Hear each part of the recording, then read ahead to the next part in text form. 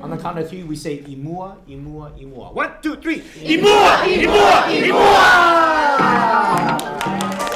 Being able to move through space, freedom looks like ice out. Folks want to play, and TeAda Productions is an organization that loves to use art and healing and storytelling to bring communities together through their bodies, through their voices, and through their relationships with one another.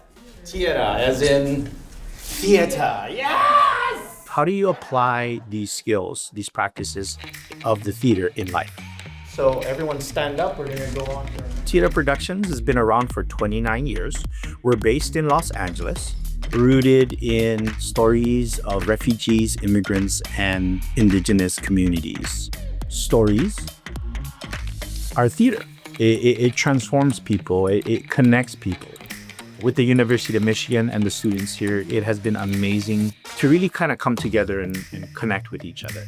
It's just a beautiful thing. Would you mind starting to make a circle, please? Just create a circle. Bringing TeAda here was really important to me. There's so many different types of community across the campus that have immediate benefits for this type of work. Partner, let's make some partners, okay? So right across from you is your partner. If you haven't worked with them, that's even better. Theater is accessible. Theater is for everyone. We shouldn't be gatekeeping this art form because through it, people can experience all sorts of insights and joy.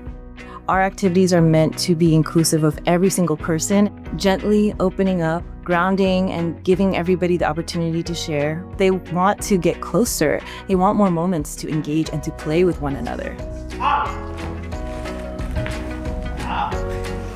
The skills that we know in the practice of theater, communicating your voice, your body, your imagination, we activate that with everyone because everyone has that. Everyone within the workshop, in all of our process, contributes. They get to say who they are. When you are validated for who you are and what you are without being judged, that I think is very transformative because you open yourself up to others. When you see someone, that's for me the importance of the practice of theater. We don't do that often enough.